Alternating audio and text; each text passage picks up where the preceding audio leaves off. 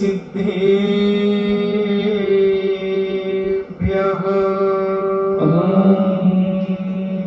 नमः सिद्धेभ्यः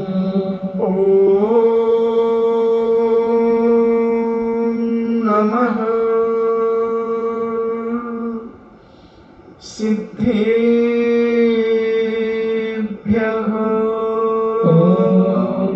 नमः सिद्धेभ्यः नमः सिद्धेभ्यः नमः सिद्धेभ्यः नमो अरिहन्ताणं नमो अरिहन्ताणं नमो सिद्धाणं नमो सिद्धाणं नमो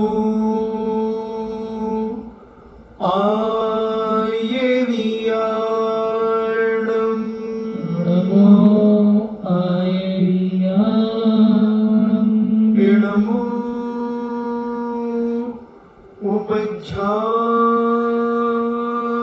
उपज्झायाणं नमो उवज्झायाणं नमो लोये सव्यसाहूणं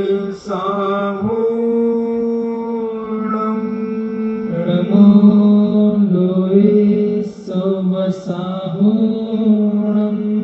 पंच परमेष्टि भगवान की जय अहिंसामयी वीतराग विश्व धर्म की जय परम पूजनी देवादिदेव 1008 श्री आदिनाथ भगवान की जय दे परम पूजनी देवादिदेव 1008 चिंतामणि पारसनाथ भगवान की जय देवादिदेव 1008 शासन नायक बाल ब्रह्मचारी भगवान महावीर स्वामी की जय परम पूजनी आचार्य श्रोमणि गुरुवर श्री कुंद कुंद महामुनिराज की जय परम पूजनी आचार्य श्रोमणि गुरुवर श्री विद्यासागर जी महामुनिराज की जय परम पूजनी निर्व्यापक श्रवण मुनि श्री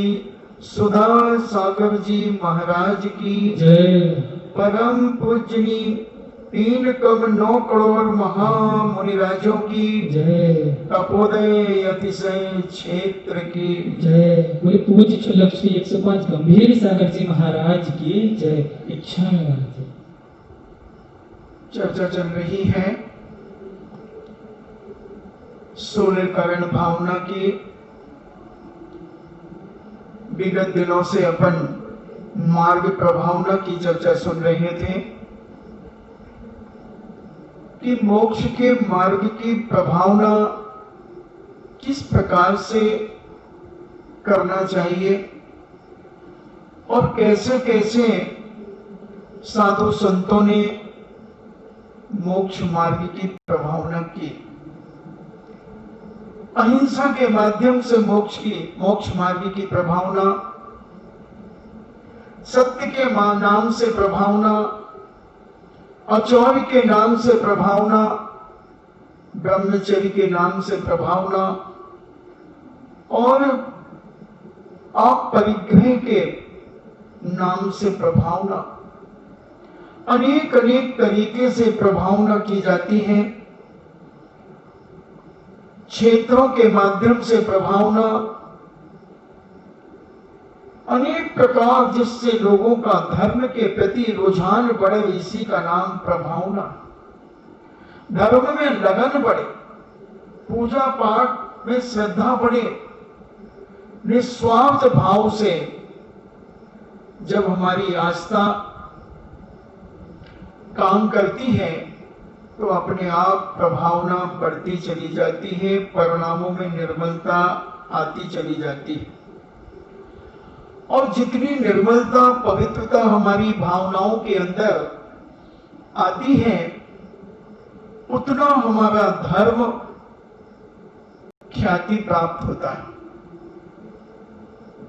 फैलता चला जाता है। सारी दुनिया में जैन दर्शन था।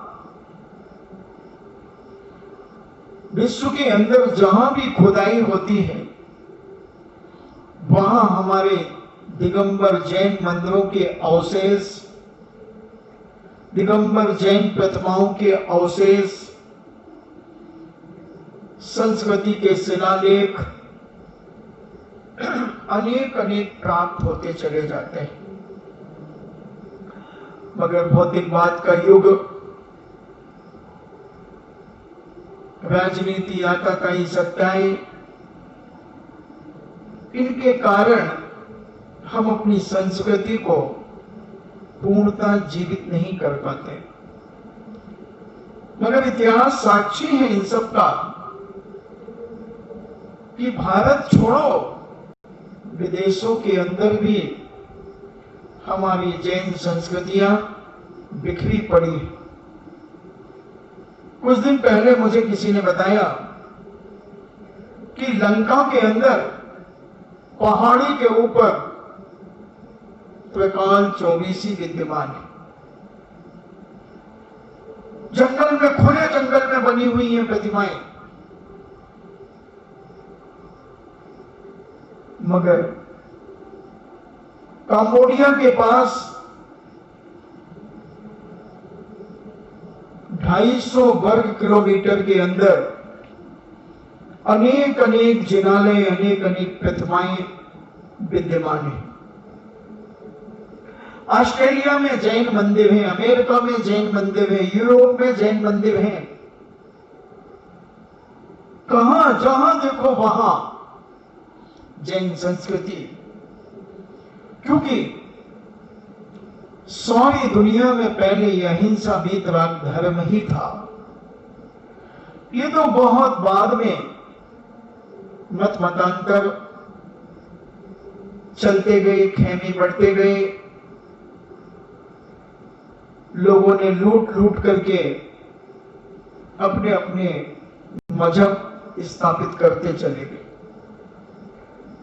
सारे मुल्क में जहां देखो वहां, जिस जगह देखो उस जगह मंदिरों के ऊपर स्कूल बना दिए गए।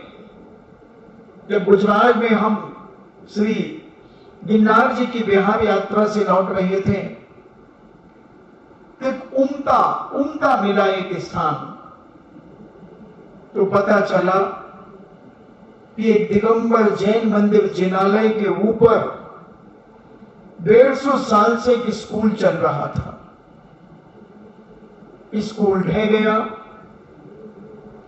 सरकारी स्कूल था शायद, और जब उसको पुनः बनाने के लिए जेसीबी आई उसकी नींव खोदने के लिए, तो जब वो खोदने लगी तो उसे पत्थर महसूस हुआ। मंदिरों की दीवारें और 67 प्रतिमाएं उस मंदिर में मिली। 67 बड़ी मनोज्ञ प्रतिमाएं, बड़ी सुंदर प्रतिमाएं। तो जैन दर्शन की संस्कृति और जैन दर्शन के संस्कार प्रायः सभी लोगों को थे। अकबर बादशाह ने पर्वों के समय पर मांस और बूचड़ खाने की दुकानें बंद कराई। जो देखो वही जैन संस्कृति से प्रभावित था। कर्नाटक के में एक मस्जिद के नीचे मंदिर मिला, प्रतिमाएं मिली। जहां देखो वहां, जहां भी खुदाई होती है, मोहनजोदड़ो की खुदाई में हमारे दिगंबर जैन भगवान की खंडित प्रतिमाएं मिली। जो मुद्रिकाएं मिली, उनमें भी कायोत्सर्ग मुद्रा में चिन्ह स्थापित थे और भारत सरकार पुरातत्ववेत्ता उसे कम से कम 5000 साल पुराना मानते हैं। तो ऐसी संस्कृति कैसा लगता होगा जब जगह जगह दिगंबर जैन मंदिर होंगे और 40 करोड़ जैन थे इस भारत भूमि पर। ईसा पूर्व 1000 साल पहले 40 करोड़ जैन इस भारत भूमि पर। और उसके पहले के इतिहास को हम देखें तो भगवान नेमिनाथ की बारात में 56 करोड़ बाराती जो जैन दर्शन को मानने वाले थे। विचार तो करें जरा कितने जैन थे। लाखों करोड़ों की तादाद में इस जैन दर्शन के उपासक, इस जैन दर्शन की महिमा और गरिमा को गाने वाले लाखों मंदिर हरिसेन चक्रवर्ती ने अपनी मां की आज्ञा को लेकर के, उनके आंसू को देखकर उनकी जब इच्छा पूछी तो उन्होंने कहा कि बेटा मैं दिगंबर जैन मंदिरों को देखना चाहती हूं। उनकी कथा कभी विस्तार से सुनाऊंगा। तब हरिसेन चक्रवर्ती बना। उसके पहले एक सामान्य व्यक्ति था, मगर जब चक्रवर्ती पद लेकर के आया, लाखों जिनालय, लाखों बड़े विशाल विशाल जिनालय बनाए। जब सोमाली और माली विमान से जा रहे थे तो उन मंदिरों के शिखरों को देखकर विमान में बैठे हुए माली, सोमाली आदि विचार करते हैं कि ये क्या है। पूछते हैं तो वो कहते हैं, कोई कहता है ये तालाब में कमल खिले हुए हैं, किसी ने कहा कि नहीं ये जिनालयों के शिखर हैं। कैसा दृश्य होगा, जहां देखो वहां, यहां वहां, जहां तहां, मत पूछो कहां कहां जैन दर्शन, जैन दर्शन। कैसा अलौकिक दृश्य होगा, कैसी अलौकिक प्रभावना होगी। बच्चे बच्चे के मुख से जैन दर्शन की चर्चा निकलती होगी। 8 साल अंतर मुहूर्त के बाद छोटी छोटी आरिकाएं कैसे पड़गाहन करते होंगी। 80 साल की डोकरियां 8 साल की आरिका को पड़गाहन करते होंगी। कैसा लगता होगा। 8 साल अंतर मुहूर्त के बाद मुनि बन गए, परम वीतरागी मुनि पद धारण कर लिया। और कैसे चर्या के लिए जाते होंगे, कैसी प्रभावना होती होगी, कैसा दृश्य लगता होगा। एक मुनिराज वहां से आ रहे हैं तो 2 वहां से आ रहे हैं, उधर से आ रहे हैं, पूरे नगर में पड़गाहन, पूरे नगर में पड़गाहन। अरे जब अभी इस पंचम काल में पूज्य आचार्य विद्यासागर जी महाराज जब शहरों में कभी चले जाते हैं, हजारों चौके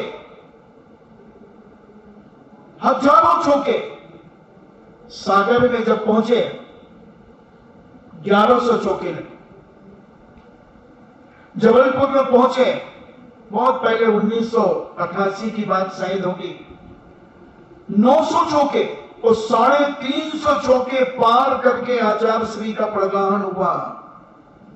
हजारों की जनता उनके पीछे, पुलिस, एसपी, डीएसपी, थानेदार आदि सारे चल रहे हैं, कलेक्टर चल रहा है और पसीने पसीने हो रहे हैं और पब्लिक तो झूम पड़ गई है। जहां से निकल गए जैन अजैन सब खड़े होकर हाथ जोड़ करके खड़े हैं। मुसलमान क्या, हिंदू क्या, ईसाई क्या, सिख क्या, सब देख रहे हैं और कह रहे हैं वाह वाह वाह। और सारे पुलिस वाले पसीने से लथपथ। आचार्य जी ने खुद मुझे बताया, 1988 की घटना उन्होंने मुझे बताई। बोले ये जबलपुर है कि जबलपुर है जबर? बोले बहुत जबर लोग हैं यहाँ के। कहते वो एसपी डीएसपी मेरे से पूछते कि महाराज किसके घर जाओगे?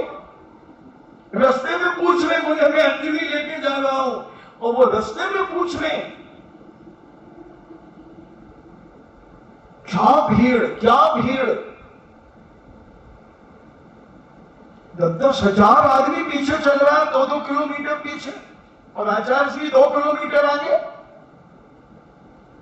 चल रहे हैं, जुनून है। ऐसी वीतराग मुद्रा के माध्यम से जब इस पंचम काल में इतनी बड़ी प्रभावना हो सकती है, एक झलक के लिए हजारों लोग खड़े रहते हैं, एक झलक के लिए। पूज्य आचार्य श्री बालकनी में आकर के बस एक ऐसा आशीर्वाद देते हैं और आदमी गिर गिर पड़ता है। मैं सोचता हूं कि जब एक पंचम काल में आचार्य पद को धारण करने वाले पूज्य गुरुवर के पीछे इतनी पब्लिक दौड़ती है, जब साक्षात तीर्थंकर विहार करते होंगे तो क्या दृश्य होता होगा, क्या दृश्य होता होगा, क्या प्रभावना होती होगी। अपन ने तीर्थंकर को तो नहीं देखा, मात्र हमने ग्रंथों में पढ़ा है, मगर हमने अपनी सभी आंखों से आचार्य विद्यासागर जी महाराज को देखा है और उनकी प्रभावना को देखा है। मुसलमान कभी किसी को हाथ नहीं जोड़ता, मगर जब भोपाल में प्रवेश हुआ, सैकड़ों की तादाद में मुसलमान भाई हाथ जोड़ करके और झुक करके नमोस्तु कर रहे हैं। अभी किसी ने व्हाट्सएप दिखाया, जो भोपाल का पुराना वाला, अमरकंटक में थे बड़े बड़े वैष्णव साधु संत, पूज्य के चरणों में आकर घंटों बैठ करके चर्चाएं करते थे। कैसी प्रभावना, कैसी प्रभावना! लोग कहते पंचम काल में कोई चमत्कार नहीं। अरे कितने चमत्कार चाहते हो रे भाई, कितने चमत्कार चाहते हो? क्या चाहते हो इस पंचम काल में, इस वीतराग धर्म से? और क्या नहीं मिल रहा है इस वीतराग धर्म से? इसकी एक बार सच्चे मन से भक्ति तो करो। हमारे नमस्कार में खोट रहती है, इसलिए हमारे अंदर चमत्कार नहीं दिखता। अगर हमारा नमस्कार मन वचन काय से एकाग्रता के साथ बड़ा पवित्र और शालीनता पूर्वक विनय पूर्वक अगर नमस्कार किया जाए, तो तुम्हारे नमस्कार में इतनी शक्ति है कि ब्रह्मांड भी हिल सकता है। मगर हमारे अंदर बैठे हुए राग देश, बैठे हुई कसाएं, ये हमारे मन को अपवित्र करती रहती है। हम समझ नहीं पाते, हमें लगता है कि हम बहुत भक्ति कर रहे हैं, हम बहुत समर्पण के साथ भक्ति कर रहे हैं, मगर निष्पक्ष होकर के कभी अपना गरेबान को झांकना, निष्पक्ष होकर के, जैसे तुम दूसरों के दोष निकालते हो, दूसरों की तो चींटी के बराबर दोष होगा तो तुम्हें हाथी के बराबर दिखेगा, और जब ढिंढोरा पीटोगे तो सैकड़ों हाथी की बातें मिलाकर के उसको सुनाओगे। कभी अपने अंदर के भी दोष निकाल करके देखो, सुबह से शाम तक और शाम से सुबह तक की क्रियाओं को तुम खुद टटोलो अपने अंदर। निष्पक्ष होकर के बैठना पड़ेगा तुम्हें पहले शांति से, आंख बंद करके बिल्कुल शांति से तुम बैठ जाओ और स्वयं के एक एक पॉइंट पर विचार करो। सो के उठने से लेकर सोने के पहले तक की हर बात तुम अपने मस्तक में एक बार लाओ। तुम्हें हंसी आई, किसी को देखकर क्यों आई? पूछो अपने मन से क्यों हंसे। दो ही कारण से हंसी आएगी, तीन कारण से। एक तो उसकी कोई गलती पर हंसी आएगी, या उसका मजाक उड़ाने का भाव होगा, या उसे नीचे दिखाने का भाव होगा, या उसके साथ छल कपट मायाचारी करना होगी। तो उसको देख करके हंस दिया और ऐसी मीठी बातें करके चले गए, और जैसे ही उसके पास से गए अंदर ही अंदर खूब हंसे, अच्छा बेवकूफ बना के आया। अच्छी दो बातें करके भी आगे सुनाई आया। मैं तो कैसा लगता उस समय अपने आप में। अभी पूछा किसी ने कि महाराज जी नरकों की वेदना कैसे होती है, तो मैंने थोड़ी सी बातें उन्हें बताई, तो हम समझें कि हम दिन भर में कितने पाप बंद करते हैं। कहीं पाप आकर के कहीं चिपकता नहीं है हमारी आत्मा में। ये पुद्गल परमाणु, पुद्गल वर्गणाएं चारों तरफ बिखरी पड़ी हैं। अनंत पुद्गल परमाणु, पुद्गल वर्गणाएं पूरे 3 लोक में ठसाठस भरी है। हमारी आत्मा के अंदर यानी हमारे शरीर के अंदर भी वो परमाणु भरी है। जैसे ही हमारे परिणामों में अच्छा भाव आता है, मन वचन काया में पवित्रता आती है, वो कर्म वर्गणाएं पुण्य रूप में बदल जाती है, आत्मा में चिपक जाती है। जैसे अपन सामान्य भाषा में कहें बंद हो जाता है, शुभ वर्गणाएं चिपक जाती है। जब हमारे परिणामों में विकृति आती है, कई बार हम स्वयं के परिणामों को भी नहीं पकड़ पाते, मगर वो वर्गणाएं पाप रूप परिवर्तित हो जाती है। न पुण्य की वर्गणाएं अलग से होती, न पाप की होती, न राग की होती, न द्वेष की होती, न क्रोध की, न मान की, न माया की, न लोभ की। ये तो वर्गणाएं एक सी हैं, पुद्गल परमाणु एक से हैं।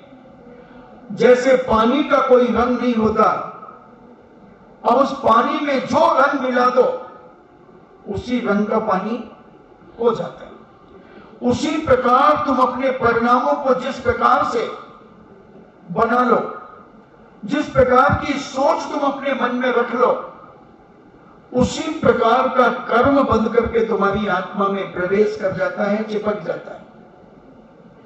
148 कर्म ही नहीं है, असंख्यात का अनंत प्रकार के कर्म हैं। जैसे तुम्हारे विचार अनंत प्रकार के हैं, ऐसे ही वो कर्म वर्गणाएं अपने आप परिवर्तित होती चली जाती है। इसलिए अपने परिणामों से भी बहुत बड़ी प्रभावना हो सकती है,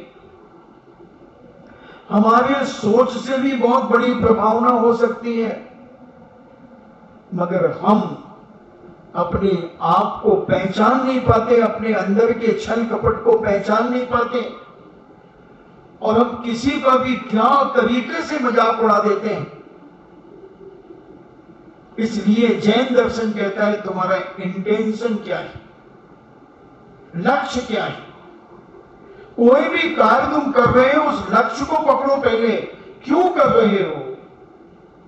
ख्याति लाभ पूजा के लिए, बाहवा लूटने के लिए, 4 लोगों में मेरी चर्चा होगी, किस लिए कर रहे हो?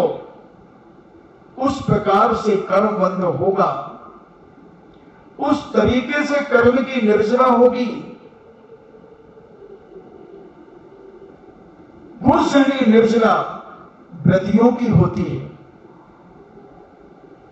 सम्यक दृष्टि की जब सम्यक दर्शन प्राप्त करता है, जब उस समय होती है, फिर एक देश निर्जरा सामान्य से निर्जरा होती चली जाती है। व्रतियों की जो निर्जरा होती है गुण श्रेणी, गुणित रूप में, जैसे पहले समय में मान लो 10 कर्म खिले, तो दूसरे समय में 10 में 10 का गुणा कर दो 100 खिलेंगे, तीसरे समय में 100 का 100 में गुणा कर दो 10,000 खिलेंगे। ऐसे गुण श्रेणी बढ़ते चले जाते हैं कर्मों की निर्जरा। जितने परिणाम तुम्हारे पवित्र होते चले जाएंगे और तुम व्रती बन गए, तुम्हारी सरलता, तुम्हारी पवित्रता, तुम्हारी ईमानदारी, तुम्हारी सहजता, तुम्हारी गुणवत्ता, ये सारे कर्मों की निर्जना में कारण बन करके और ऐसे धड़ा धड़ तुम्हारे कर्म कटते चले जाएंगे। 16वें स्वर्ग में जन्म दिला दिया दो प्रतिमाधारी को 16वें स्वर्ग के अंदर, मगर अंदर टटोलो, अंदर से प्रभावना जो होती है वह प्रभावना जीवन भर याद रहती है। पूज्य आचार्य श्री जब चतुर्मास कहां जहां करते हैं, पूज्य मुनि श्री जहां चतुर्मास करते हैं, वहां की सब्जी वाले से लेकर सारे लोग प्रभावित होते हैं। अभी तो लॉकडाउन की व्यवस्था है, जब शहरों में चतुर्मास होता है, जब 100 चौके, 80 90 चौके लगते हैं, तब वो सब्जी वाले भी अपने आप की पीठ अपने आप से ठोकते रहते हैं। अभी गुना के लोग बता रहे थे कुछ महीने पहले कि महाराज वहां के सब्जी वाले, ऑटो रिक्शे वाले, किराने वाले पूछते हैं कि वो बाबा कब आएंगे, वो बाबा जो पहले आए थे वो बाबा कब आएंगे। ललितपुर में पूछते हैं वो बाबा कब आएंगे। जबलपुर की तो बात ही अलग है, जहां भी देखो वहां एक अलग दृश्य होता है। तो प्रभावना हम भी कर सकते हैं, तुम भी कर सकते हो, हर व्यक्ति प्रभावना कर सकता है अगर उसकी आस्था, उसका विश्वास जैन दर्शन के ऊपर अकाट है। तो हमारे बोलने से भी प्रभावना होगी, हमारे चलने से भी प्रभावना होगी, हमारे खाने से भी प्रभावना होगी, हमारे उठने बैठने से प्रभावना होगी। जब हम सावधानी से चलेंगे, हम 4 हाथ जमीन देख करके चलेंगे। अब क्या पता क्या व्यवस्था है तुम्हारी। जब तुम 4 हाथ जमीन देख करके, नीचे देख करके चलोगे, तो लोग कहेंगे देखो भैया कितने विवेकशील व्यक्ति हैं, छोटे छोटे कीड़े मकोड़ों को देख करके चलते हैं। हाँ भाई जैन है, अजैन कहेगा जैन है, जैन तो भैया घास पे पैर नहीं रखता। जो धर्मात्मा जैनी होते वो घास के ऊपर पैर नहीं रखते, फूल पत्तियां फालतू नहीं तोड़ते, बहुत सावधान रहते हैं, पानी को छान करके पीते हैं और उसकी जीवानी यथावत उसी कुएं पे पहुंचाते हैं। बहुत बहुत क्रिया है भैया, बहुत क्रिया है। ऐसी चर्चा होती है लोगों में, और जब उस चर्चा को लोग सुनते हैं तो उनके दांतों तले उंगलियां दबा लेते हैं। हमारे चलने से प्रभावना होगी, हमारे नीचे देखने से प्रभावना होगी, हमारे बैठने से प्रभावना होगी। हमने थोड़ा सा देख लिया नीचे कि कोई जीव जंतु तो नहीं है, और एक पतला कपड़ा लेकर के हमने थोड़ा सा यूं कर दिया। साधु तो पीछे से परिमार्जन करता है, आपने कपड़े से कर दिया क्योंकि तुम गृहस्थ हो, कपड़े गंदे ना हो जाए इस दृष्टि से नहीं। वो छोटे छोटे कीड़े मकोड़े जो मेरी आंखों के दृष्टिगोचर नहीं हो रहे हैं, उनको हमने साइड में करके और हमने बैठ गए। लो साहब, लोग कहे देखो कितने सावधान हैं। जयेश जब बैठता है तो नीचे देखता है कोई चींटियां तो नहीं है। महाराज जी यहां बैठ जाओ, चींटी तो वहां चल रही है, यहां नहीं है। हम कहेंगे देखो एक बार फिर से, तो वो फिर देखेगा, बस मैं तो इतने में बैठूंगा, इतने में बैठ जाता हूं। अब उस बच्चे ने भी देखा कि चींटी के ऊपर नहीं बैठना है हमें, कीड़े मकोड़ों के ऊपर नहीं बैठना है हमें। और अगर ये संस्कार उसके आगे बल करके चलते चले गए तो जहां भी जाएगा, जहां भी रहेगा, लोग उसकी तारीफ किए बिना न रहेंगे। संस्कार की ही तो बात है। अगर संस्कार है तो संस्कृति है, और संस्कृति है तो संस्कार है। एक सिक्के के दो पहलू हैं। हम स्वयं संस्कारित हो। जहां गंदा होता वहां तो हमारा रुमाल निकलता है, हमारा रुमाल फट फट फट करता है। और अगर हम अपनी थोड़ी सी दृष्टि बदल लें, थोड़ी सी भावना को बदल लें कि नहीं, जीव तो सब जगह है, सब जगह जीव है, और इतने सूक्ष्म जीव हैं जो हमारी आंखों के दृष्टिगोचर नहीं हो रहे हैं, तो हम कम से कम एक मुलायम वस्त्र अपने पास रखें, और उस मुलायम वस्त्र से हम थोड़ा सा साफ करें और वहां बैठ जाएं। लो साहब, आप अहिंसक हो गए, आप अहिंसक हो गए। अच्छे शब्दों में हमने हित मित प्रिय वचन बोलना शुरू कर दिया। लो साहब, हमने वचनों से प्रभाव ना हो गई हमारी। आप पढ़ते ना मुखी,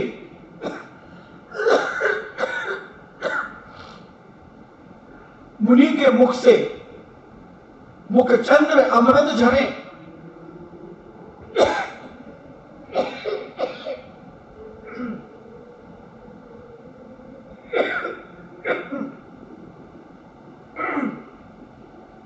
कहते हैं कि मुनिराज के मुख से जैसे अमृत झड़ रहा हो,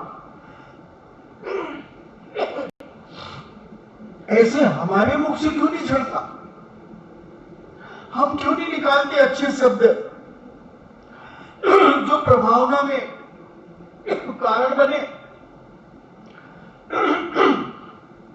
प्रभावना में कारण बने? हम क्यों नहीं देख करके चलते? हम क्यों नहीं सोच करके भोजन करते? हम क्यों मोबाइल चला करके भोजन करते हैं, ईयरफोन लगा करके भोजन करते हैं? हम क्यों नहीं वस्तु को देख करके, बाल तो नहीं है, जीभ तो नहीं है, कीड़े मकोड़े तो नहीं है, हम क्यों नहीं देख करके करते? हम तो बातें चपड़ चपड़ करते रहते हैं, रोटियां खाते रहते हैं। अगर तुम मौन पूर्वक भोजन करो,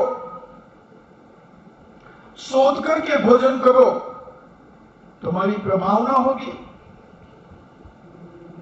मौन लेकर के भोजन करो, इशारे भी मत करो। 6 महीने के अंदर देखना, जहां आप जाएंगे लोग कहेंगे भैया इनको पहले बिठा लो, ये मौन पूर्वक खाते, एक जन यहीं बैठना इनके पास में, इनकी थाली पे निगरानी रखना। आपको वो मान सम्मान मिलना शुरू हो जाएगा, क्योंकि आपने अपनी चर्या में सुधार किया है। आपने मौन पूर्वक भोजन करना शुरू कर दिया। शिवरात्रि 10 दिन के लिए शिवरात्रि आते हैं। आपने देखा होगा अभी 2019 में नजारा, 2002 में भी देखा होगा। कैसा लगता है? नीचा सिर करके भोजन कर रहे हैं। जवान बच्चे और अच्छे अच्छे करोड़पतियों बाप के बेटे, 10 दिन की उनकी जो चर्चा सारे भारत में होती है, कितनी बड़ी प्रभावना होती है। महुआ गए बच्चे, महुआ के लोग आज भी कहते हैं महाराज क्या आनंद आता था, क्या तिलक लगा करके जब हम भेजते थे अपने घरों से, बड़े सम्मान के साथ हम उन्हें बस में बिठाते थे। पूरा गांव उमड़ पड़ता था। शिवरात्रियों के पैर छूते थे लोग, उन्हें साधु मानते थे, साधु मानते थे। तो थोड़ी सी वेशभूषा बदलने पर लोग इतना मान सम्मान देने लगते हैं, इतना बहुमान बढ़ाने लगते हैं, इतनी प्रभावना होने लगती है नगर में 1-1:30 बजे तक क्या चहल पहल होती है। बिचौलिया में जाते थे गांव में शिवरात्रि, कैसा लगता था? जहां देखो वहां सफेद, जहां देखो वहां सफेद। क्या दृश्य थे। तो ये प्रभावना है। और कितनी शालीनता पूर्वक आपके घर में वो बैठते थे। जो आपने परोस दिया, बिना बोले भोजन कर लिया। तो ये सारे के सारे संस्कार प्रभावना में कारण होते हैं, मार्ग प्रभावना में कारण होते हैं। और इतनी बड़ी प्रभावना कि पूज्य ने 1993 से ललितपुर से शुरू हुई। 131 शिवरात्रि सबसे पहले अचानक, जैसे कल से दशनाक्षण पर्व लगना है और गुरु भक्ति करके बैठे थे, पंच लोग भी बैठे थे। महाराज ने पूछा, क्या स्थिति रहती तुम्हारे यहां दशनाक्षण पर्व में, क्या करते हो? कुछ नहीं महाराज, सवेरे पूजन होती है, ये ठाट बाट से 5-5, 6 पूजन करते हैं, अभिषेक होता है, ये सब होता है। महाराज ने कहा अगर शिविर लगाया जाए तो, अरे महाराज सोने में सुहागा, आप तो लगाओ। मात्र आधा पौन घंटे में महाराज ने कहा नाम कितने लाओगे? 131 बच्चों के नाम आ गए। महाराज ने कहा यहीं से शुरू करेंगे। धोती दुपट्टे सब व्यवस्थित कर दिया गया और सुबह ध्यान कराया, पूजन अभिषेक हुआ, प्रवचन हुआ, आहारचर्या घर घर में गए। क्योंकि वहां मध्य प्रदेश आदि में शुरू से ही शुद्ध 10 दिन शुद्ध भोजन बनता है। तो उन्हें भेजा गया और उन्होंने ऐसा आदर्श प्रस्तुत किया। इतने खूंखार लड़के जो पिस्टलें खोस करके चलते हैं, वो नीचा सिर करके भोजन करने जब घरों में गए तो उनके मोहल्ले वाले भी आश्चर्यचकित हो गए कि ये हमारा पड़ोसी है, ये हमारे मोहल्ले का लड़का है, हमारे नगर का लड़का है, हमारे नगर का लड़का है ये। और ये छूट छपाट नहीं की। किसी को बिना नमक का मिल गया तो बिना नमक का खा के आ गया, किसी को डबल नमक मिल गया तो भी खा के आ गया, छूट छपाट नहीं की। और घर में डबल नमक डल जाए तो थाली सुदर्शन चक्र बन जाए। ऐसी प्रभावना पूरे ललितपुर के अंदर ऐसा चर्चा का विषय बना 1993 में। ऐसी प्रभावना, लोग पूछने लगे भैया कि इतने सारे साधु कहां से आए हैं, इतने सारे साधु कहां से आए। और जब 1994 में अजमेर में चातुर्मास हुआ, तब 700, 750 शिवरात्रि हुए। उस समय कलेक्टर गुप्ता जी थे, अजमेर के कलेक्टर, और भावड़ा उप मुख्यमंत्री बनाया था बाद में। पहले वो भावड़ा जी उस कार्यक्रम में आए तो महाराज से पूछते हैं, महाराज जी इतने साधु कहां रहते हैं आपके? महाराज ने कहा कि भैया ये तो 10 दिन के साधु हैं, शिवरात्रि हैं। बोले नहीं, आप तो इन्हें परमानेंट बना के रखो महाराज। तो महाराज ने कहा रखूंगा कहां, जगह थोड़ी है मेरे पास। बोले आप चिंता नहीं करें, इस राजस्थान में जहां आपकी उंगली उठेगी वहां ये राजस्थान सरकार आपको क्षेत्र बनाने के लिए जगह देगी। बताइए आपको कहां चाहिए? महाराज ने कहा कोई मैं मठाधीश नहीं हूं कि कोई अपना मठ बनाऊंगा। कमेटी जाने, समाज जाने, मुझे कोई मतलब नहीं। भावड़ा जी ने कहा कि नहीं महाराज, आप जब चाहे जब उन शिवरात्रियों को देखकर भावड़ा जी के मन में भाव आ गया और उन्होंने कहा कि राजस्थान की सरकार आपको जमीन देगी। फिर कमेटी का रजिस्ट्रेशन आदि हुआ, 200 बीघा जमीन मांगी, 127 बीघा जमीन उन्होंने पास की। 2-3 जगह देख करके जब जमीन पास हो गई, अब 1995 का चातुर्मास के संगड़ करके हम लोग ठंड में जब ज्ञानोदय तीर्थ क्षेत्र पर आए, तब मुख्यमंत्री वैभव सिंह शेखावत, भावड़ा और ये पूरी मिनिस्ट्री उनकी राजस्थान की सारी उपस्थित हुई और भावड़ा जी बड़े जोश में बोल रहे थे कि हमने जैन समाज को 127 बीघा जमीन दी। मुख्यमंत्री ने भी बोला, मगर जब महाराज ने बोला कि तुम सब फेल हो, पास नहीं हुए। अरे महाराज कैसी बात करते हो, हमने फर्स्ट डिवीजन के नंबर दिए आपको। महाराज ने कहा हमारे यहां तो 100 में से पास माना जाता है। हमारी समाज ने 200 बीघा जमीन मांगी थी और तुमने 127 बीघा दी है, मैं स्वीकार नहीं करता। फिर 195 बीघा और मिली। आज की डेट में ज्ञानोदय तीर्थ क्षेत्र के पास 600 बीघा जमीन है। इतना विशाल क्षेत्र है,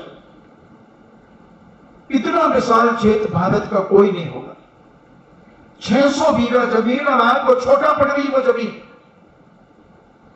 इतनी योजनाएं वहां पर हैं, इतने शिलान्यास अभी हुए, इतने शिलान्यास। पहले बिजौलिया में क्या था, ये यहां तक थोड़ा सा क्षेत्र था और गेट कहां से था पहले, अटी से, यहां से ऐसा,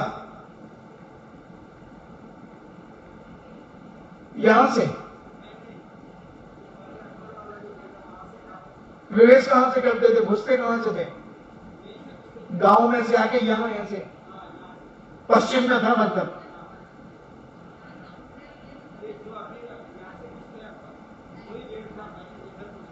हाँ, ये कुछ नहीं था, मगर आज इस क्षेत्र के पास भी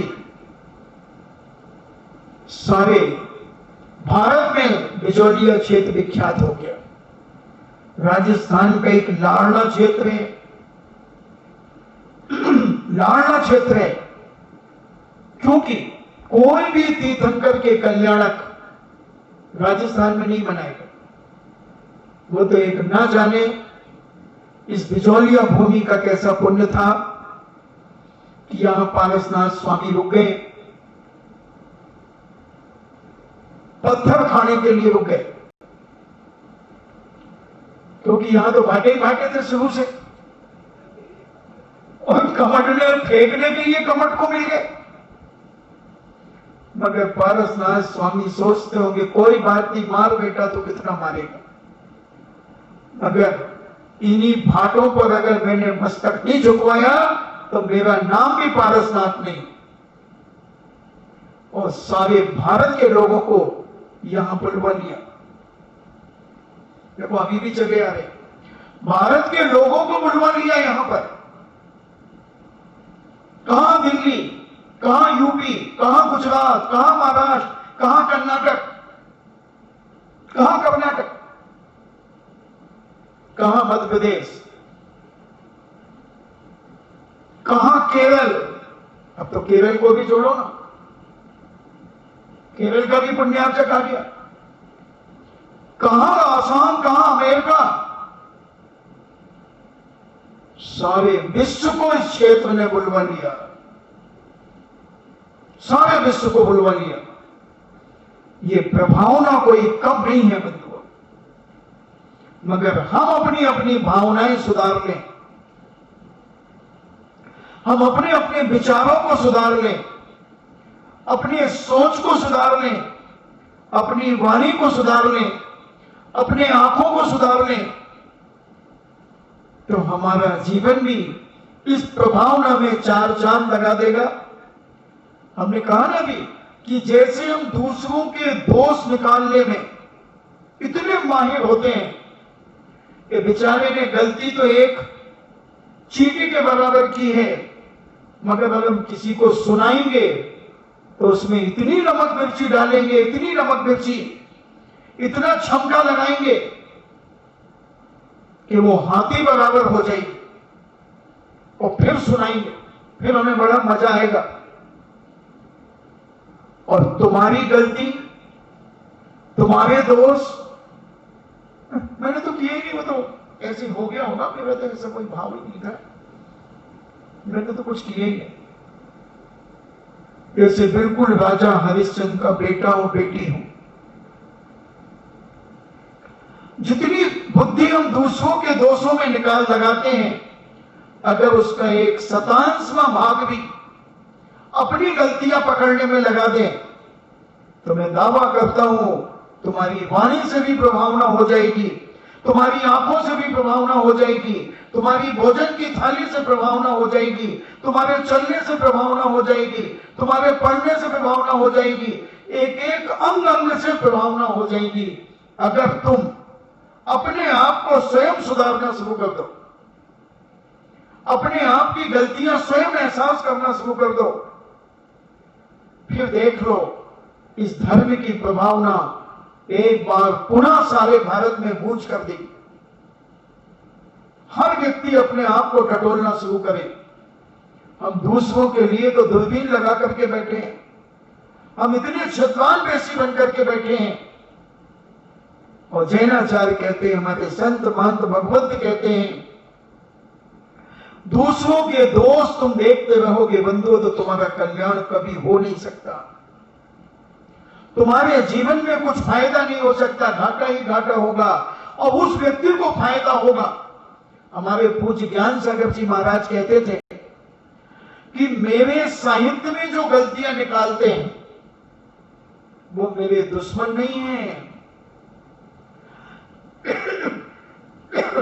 वो मेरे दुश्मन नहीं है, वो मेरे परम उपकारी हैं, क्योंकि मेरे साहित्य को शुद्ध करके पढ़ रहे हैं और मेरी गलतियां बता रहे हैं, तो शोधन कर रहे हैं, तो शोधन करके मुझे दे रहे हैं, तो इसमें मुझे घबराने की और डरने की क्या बात।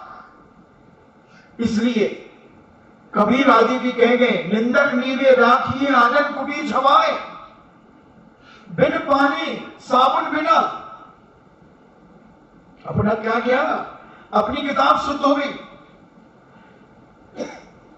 और उसने कसाई के वशीभूत किया था, ये वो तो मरा बेचारा, वो तो दुर्गति में सड़ेगा, मगर अपनी किताब शुद्ध हो गई, अपन सुधर गए।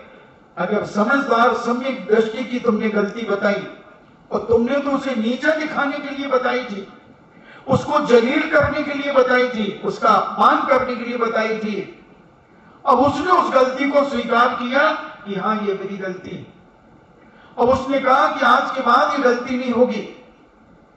बोलो पुण्य किसने कमा लिया? जिसने गलती करना बंद कर दिया उसने पुण्य कमा लिया,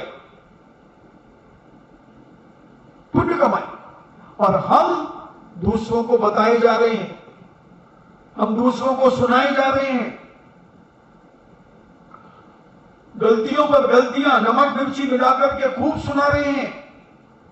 तुम्हें लग रहा है कि हमारी इज्जत बन रही है, और तुम जिसको सुना रहे हो अगर उसके अंदर थोड़े भी धर्म के संस्कार होंगे, वो सोचेगा कब इससे कंटा छूटे, कब ये जाए, कब उठ के जाए, फालतू की बातें करने में इसको बड़ा रस आ रहा है, अब क्या करेगी, बुरा मान जाएगी अगर मैं मना करूंगी। तो ऐसे व्यक्तियों से बचो, और जो तुम्हारे दोष निकाले उनको शाबाशी दो। तू ना मरिए रे निंदक, तू ना मरिए रे। अगर तू मर गया तो मेरा शुद्धिकरण कौन करेगा? कौन करेगा?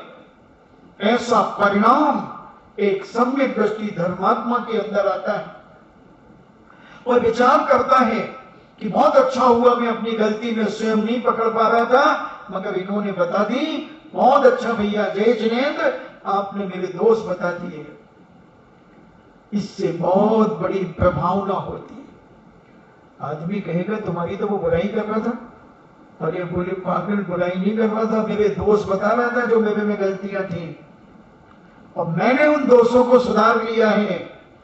मेरा शुद्धिकरण कर रहा है वो मेरा परम हितैषी, परम उपकारी है, परम उपकारी है।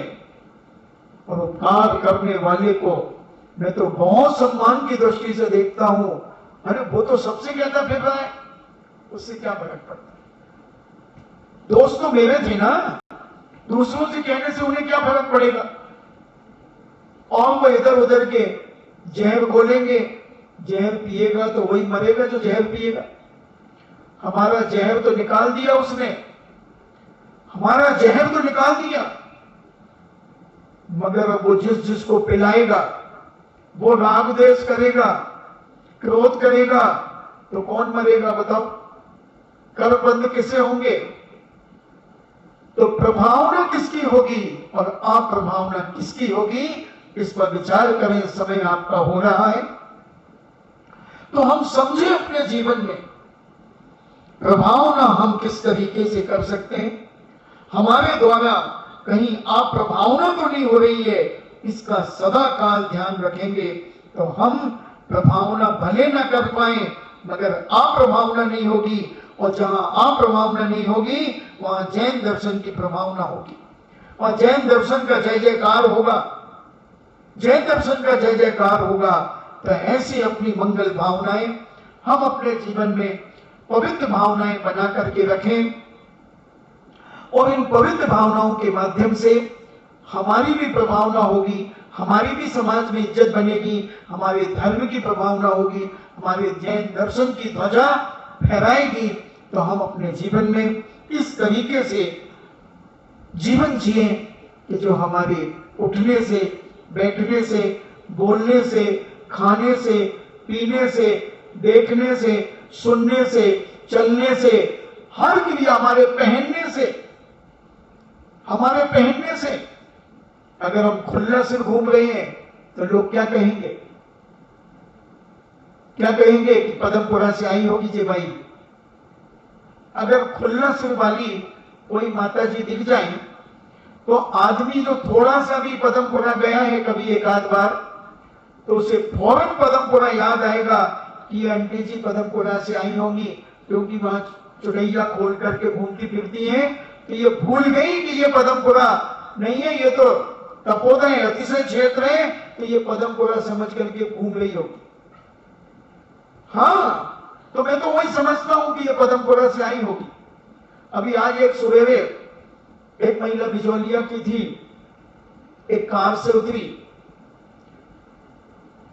तो 3 महिलाएं थी, तो वो तो बिजौलिया की थी और एक उसमें पदमपुरा की थी। ऐसी सफेद कुछ काली सी नागिन लटक रही थी उसके पीछे से, ऐसी उमटी उमटी थी वो नागिन, बड़ी लंबी नागिन थी। तो मैंने कहा कि पदमपुरा से आई होगी वो भाई। बाकी को तो मैं सबको जानता था, मैं उसको नहीं जाना, तो मैंने कहा ये पदमपुरा की आई होगी। मैं पूछ तो नहीं पाया, नहीं तो मैं पूछ लेता कि भाई पदमपुरा से आई हो क्या। पहले जब कमरे में लोग आते थे, अभी तो लॉकडाउन है, तो उस समय में पूछता था कि आप पदमपुरा से आए? नहीं नहीं, हम तो कानपुर से आए। नहीं, झूठ बोल रही हो, आप पदमपुरा से आई हो। मैं बहुत शालीनता से कहता था, तो वो कहे नहीं नहीं, हम तो पहले गए थे महाराज जी पदमपुरा। कब गए थे? अभी घर से पहले हम पदमपुरा गए थे। हाँ, तो पदमपुरा में तुमने वो घूमना देखा होगा, अरे महाराज जी वहां तो तुम्हें तो नहीं लगे भाई भूत? नहीं महाराज मेरे को तो नहीं लगे। तो फिर तुम काहे को चुटैया खोल के घूम रही हो? लज्जा नहीं आती तुम्हें? हाँ महाराज जी गलती हो गई। तो ऐसी था। तो मुझे तो मैंने तो सिद्धांत बना लिया, जिसका खुला सिर दिखा, चाहे वो चौके में दिखे, चाहे छक्के में दिखे, और चाहे रास्ते में दिखे, मैं समझ जाता हूं कि जे बाई जी पदमपुरा से आई हैं, क्योंकि पदमपुरा में ही चुटैया खोल करके घूमती हैं। और विश्वास नहीं है तो अभी जाके देख आओ। मैं तो 2-2.5 महीने रहा हूं वहां पर, मैंने तो खूब जम के देखा है, जम के देखा है। और महिलाओं को तो वैसे ही भूत लगते हैं ज्यादा, क्योंकि जब वो गलती से सिर से नहाने, बेचारी गलती से कह रहा हूं, फिर देखो उनकी चुटैया, वो कांच में खड़ी हो जाए तो आधी भूतनी तो अपने आप लगे। पदमपुरा में क्या होता, चुटैया खोल के 3-4 बार यूं घुमाया और यूं किया, लो साहब बाल बिखर गए। अब भूतनी पुरुषों को क्यों नहीं लगते? क्योंकि इन बेचारों के पास बाल ही नहीं, तो ये क्या घुमाएंगे, क्या करेंगे? तो ऐसी वो चुटैया धारणी भूतनी पदमपुरा में रहती हैं। कुछ तिजारा में भी अभी चलने लगी थी, मगर वहां की कमेटी ने शक्ति दिखा दी तो वो सब शांत हो गए। तो आप अगर जहां जहां के हो उस नगर को फेमस करें, उस नगर की ख्याति प्राप्त करें, उसकी प्रभावना करें, और अपनी चर्या को, जो मैं प्रभावना की बात कर रहा था, कि आपकी चर्या से, आपके कपड़ों से, पहनावे से भी बहुत बड़ी धर्म की प्रभावना हो सकती है। तो अनेक अनेक कारण जब लोग देखेंगे, भैया देखो यहाँ की माताएं बहनें कितनी आदर्श रहती हैं, इनका तो पल्ला ही नहीं खुलता, इतनी आदर्श रहती है, धन्य। तो वो चर्चा करेंगे, अपने घरों में चर्चा करेंगे कि हमने वहां देखा। जैसे मैं गर्व से कहता हूं कि बांसवाड़ा के अंदर जो नरसिंहपुरा समाज है, उनकी महिलाओं के सिर 99% नहीं खुलते, 99% नहीं खुलते। और वही बांसवाड़ा में खूमर समाज है, उनके 99% खुले रहते हैं। और जिस महिला का सिर खुला रहेगा, उसके श्रीमान जी उसकी मुट्ठी में होंगे, और जिस महिला का सिर ढका होगा वो श्रीमान की मुट्ठी में होगी। एज यू लाइक, पसंद अपनी अपनी, किसको मुट्ठी में करना है तुम्हारे ऊपर डिपेंड करता। मैंने चैलेंज फेंक दिया। और जब तक माताएं सिर ढक करके रहती थी, बहनें सिर ढक करके रहती थी, वो अपने श्रीमान जी का बड़ा आदर सम्मान और सत्कार करती थी, बड़ा बहुमान करती थी, बहुत विनय से वार्तालाप करती थी। और जब से ये पदमपुरा का नशा इन्हें चढ़ा है, तब तो पुरुष बेचारे दबते हैं और श्रीमान जी तपती, श्रीमती जी तपती। देख लो, आप प्रैक्टिकल देख लो और खुद विचार कर लो कि पहले की क्या दशा थी और अब क्या दशा है। आपकी मर्जी, प्रभावना करना है या अप्रभावना करना है, ये आपको सोचना है। कि भगवान इन्हीं मंगल भावना के साथ जिनवाणी स्तुति। जिनवाणी के ज्ञान से सूझे लोकालोक, सोबाणी मस्तक धरो सदा देते हूँ धो।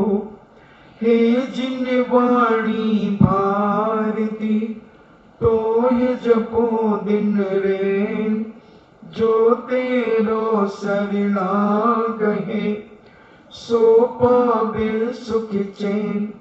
देव भजो अरिहंत को, गुरु सेवा निर्ग्रंथ।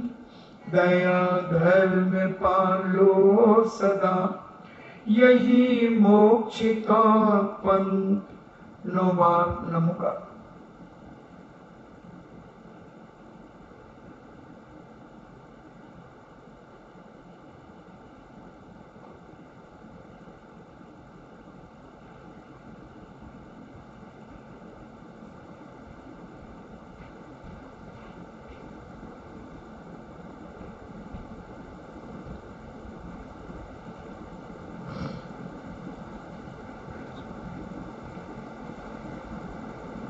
परम पूज्यनी द्वादशांग जिनवाणी माता की सुत देवता सुत देवता सुत देवता जैनम जेतु शासनम जैनम जेतु शासनम जैनम जेतु शासनम।